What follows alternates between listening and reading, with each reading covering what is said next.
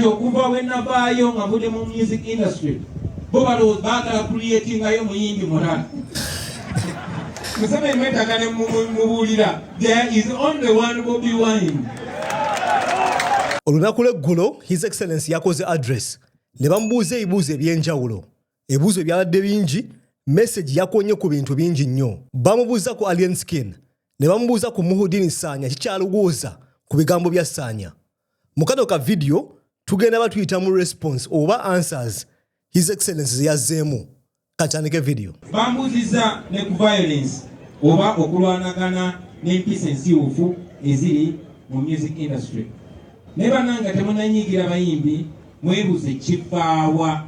Mu video yaffe ewedde twakona ku nsonga ya cause ne effect oba ekireeta n'ekivaamu.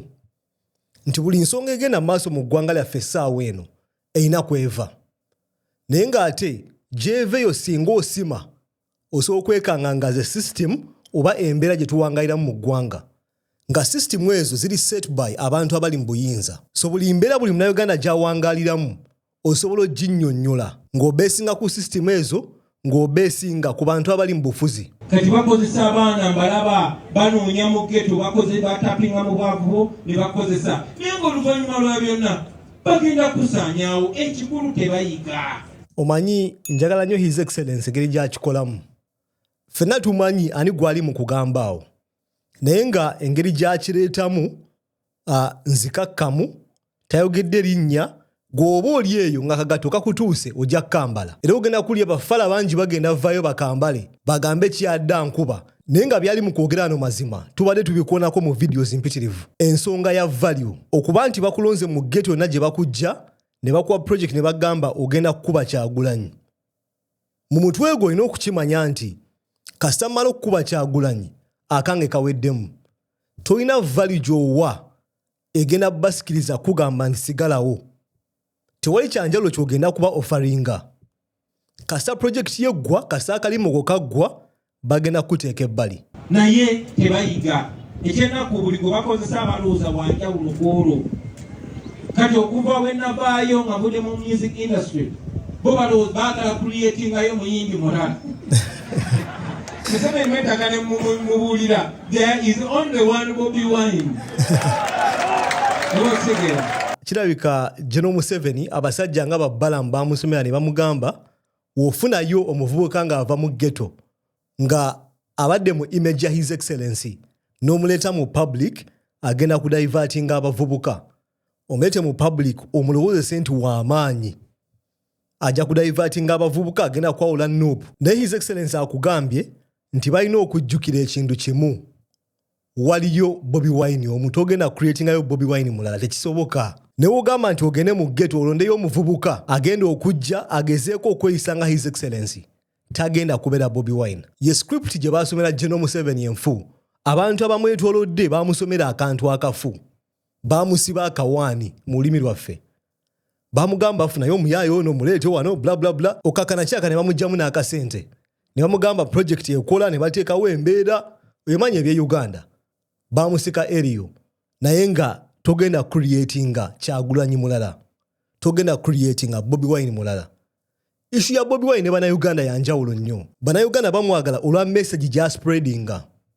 Ate nga ntero kigamba kino tayogera rocket science. Akona ku bintu ng'amalwaliro, akona ku bintu ng'amazzi, akona ku bintu ng'enguudo. Yennaku y'abannayuganda eyo obwavu amalwaliro enguudo ebintu ya bbeeyi. Agenda kuvaayo abikooneko. Gwemba mwagala omusayira ensinga mufixinga ebintu bino. Temuteekawo mbeera musimaya mujjomyayo mu ghetto ajjamu emirating. Kyangu nnyo. Fixing a basics. I guarantee you this. His Excellency tewali kyagenda kuba ng'ayogerako. Gwe zimba amalwaliro zimba enguudo otereze embeera eri mu ggwanga. Ebyokwogera bigenda mubula. Yengeri yokka gy'ogenda omukuba. Togenda mukuba ng'olonda abayaaye mu ghetto na kubaleeta mu bantu. Nali ntunula ngenda bumenyi bw'amateeka mwalaba abalenzi abajja wano ne bakola effujjo. Era amagezi gwe twawa bannaffe amu ba ignoring tembawa importance. Kubanga Katonda oyina agambe Uncle Pijali naye agayaayi. Yebaka. Era mujja kula buli kibi kisasulirwa ku nsi. Ate mu time, ate mu cash. Stuff. So, mwalabye. Omanyi waliwo omuntu yaŋŋamba ekintu nenkola observation. Buli muntu agezezzaako olwanisa His Excellency ebintu biggwawo binnyo ku sayidi ye. Kozi njagala bannayuganda bajjukire ekintu kimu nti His Excellency oba tokuba muntu toli mu kulwanisa Kyagulanyi oli kukuba millions and millions of Ugandans obukadde 6. Mbabegakawo nagamba obukadde 10 ne muntu abukira mu comment section. Naye nga census twagiraba byavaamu. So mundeke nkozesa example ya bukadde 10 nti buli wolowooza nti olumba Kyagulanyi obeera okuba bukadde n'abukadde bw'abantu oba okuba nnaku y'abantu oba okuba amaziga g'abantu togenda kumalako. Katonda tali amandaazi. Gwobolooza ovuddeyo olumbye omukadde ali mu kyalo eyo endowooza ye oyagala kulemezaawo nnaku y'abantu. So ne Katonda adiringa naawe. Era His Excellency kyakonyeeko wano abaalumba ekitebe ye mu bigambo byakugambye sirika gwe balabe Katonda ajja bakolako.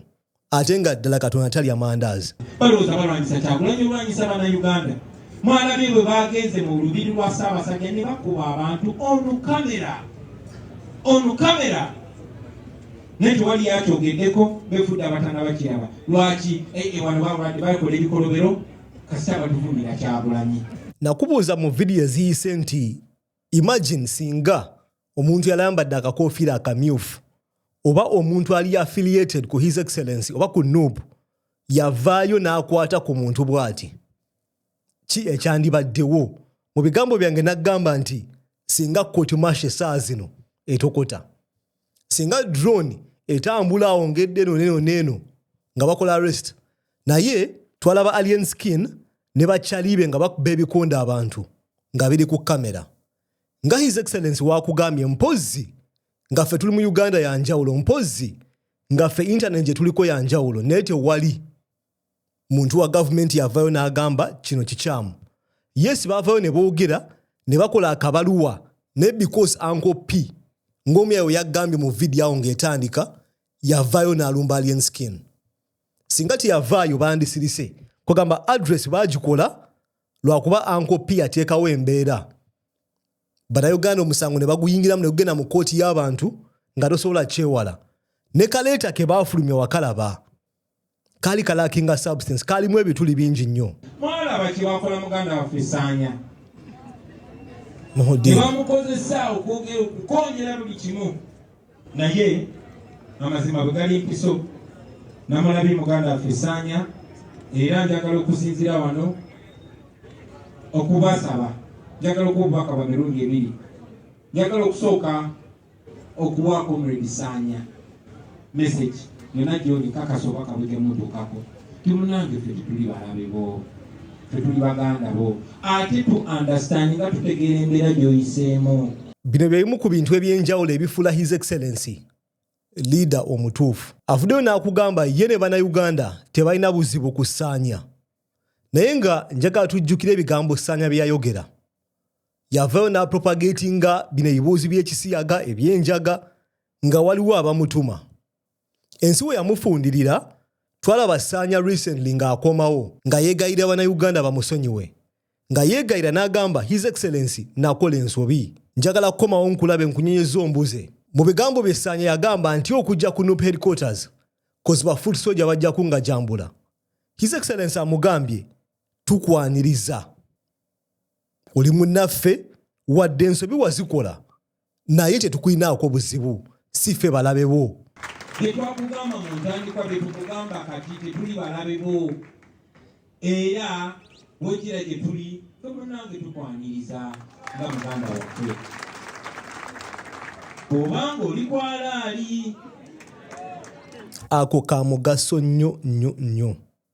Muhudin Sanya olifuna omukisa olabaka clip kano ba video eno. Mu bigambo bye His Excellency ali willing okuwelcominga. Naye ataddeko ka condition. Woba oli kwalaali. Woba kyoliko kya ddala. Katusabe obenga toli ku script part B. Njagala okuweereza obubaka ba foot soldier mwenna. Nalabye nga Sanya agamba otyayo ku kitebe ba foot soldier bagamba bajja kunsalaasala. Bambi temusalaasala. Njagala mu understanding jinga abasiraamu bagamba nti imaani ziba ne levels. Kati oyinza okuba nga gwereko yo muwa nga imani yo erikali okusinga eyasanya tomunyigira kuba yesi imani kali wabula mukwateko naye anywere. Sirowooza nti waliwo foot soldier ayinza okukwata ku Sanya. Yes, kyendowooza abasinga ku ffe tuli banyiivu ku mbeera gye yateekawo ku bigambo byayogera, naye nandyagadde okulowooza nti percentage esingayo etegeera ennaku gye yayitamu. Omusajja agenda mu kkomera emyaka 4 n'agaana okukrakinga, n'agaana okugivinga in. Ekkomera si kifo kyangu. Ntera okugamba nti ekkomera baalizimba nga babeesinga ku psychology eri ku breakinga. Tebakikola by accident bakujjawo ne bakuteeka mu ndeeyo. Nedda. Bakizimba nga bakimanyi bwe bakwa isolatinga bagenda ku breakinga. Mulwana Sanya amala emyaka egyo gyonna nga mugumu ng'alemye oku breakinga, naye at the final point ya breakinga cause muntu. Unfortunately oba ekyennaku bamupromisinga heaven on earth naye n'agibayinga. Ate nga baakolagana nabo bafere. Yagwa mu bayaaye ne bamufera ne bamulimbalimba ne bajjako amasimu ne bamuteeka mu loogi. Yagenze okuzukuka kadusabe nga tekiri late. Nenga His Excellency gwakugamba essaawa eno ali welcome as long as ali kwalaali. Sanya bw'aba abatuukiridde mumwanirize ng'obooluganda era mumugulirewo emiryango gyammwe naye temusooka kugulawo kwa mu kisenge naye musooke mugulewo egy'omudiiro mumwanirize mumubudaabude kuba akyetaaga. Bali tebamwagala bamaze omufunamu kye baagala. So Sanya bwe mumusuula bwe tumusuula bwe tutyo obulamu bwe tuba tubutadde mu matigga. Bali tebamwagala ate naffe abandimwaniriza bwe tumusindiikiriza. Eno video ebe kunyumide clickinga wano olabe nga tukuwa endowooza yaffe ku Mulwana Sanya mu details. Njagala mu video eddako. Peace.